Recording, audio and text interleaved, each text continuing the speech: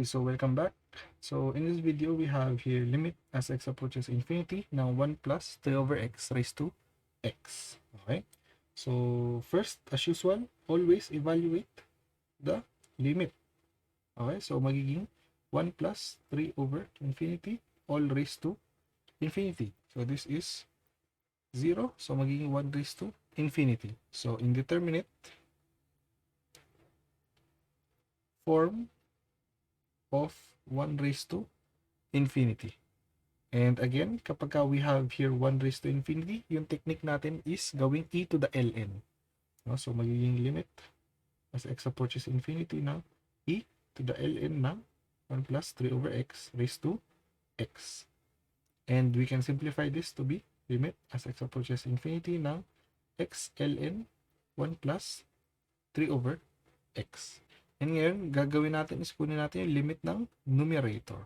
Okay, so now we have here the limit as x approaches infinity na x ln 1 plus 3 over x. Okay, and kapag in-evaluate natin to, this will become infinity times 0. No? So we can apply L'Hopital's rule. No? And gagawin natin is yung f of x times g of x. Gawin natin f of x over 1 over g of x. Tama? So this will become limit as x approaches infinity. So gawin natin yung ln ng 1 plus 3 over x, lagay natin sa numerator. And lagay natin yung 1 over x sa denominator. Okay? So apply L'Hopital's rule.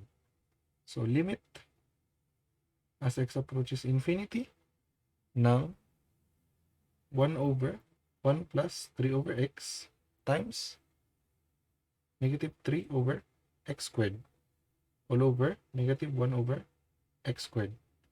And simplifying this, mag-cancel itong x, cancel to x, cancel yung negative. So we are left with limit as x approaches infinity ng 3 times 1 over 1 plus 3 over x. And evaluate the limit. So magiging 3 times 1 over 1 plus 3 over infinity. And 3 over infinity is just 0. So magiging just equal to 3. Okay? And remember, yung 3 na yan is just our numerator dito. Okay? So magiging e to the 3 yan. Okay? So let's just write it all out. So we have here the limit as x approaches infinity ng 1 plus 3 over x raised to x is just equal to e cube. Okay? So again, nagsama-sama na yung mga technique natin dito. Ginamit natin yung technique na e to the ln, and then yung technique na f of x times g of x is equal to f of x over 1 over g of x. Okay? So see you in the next video.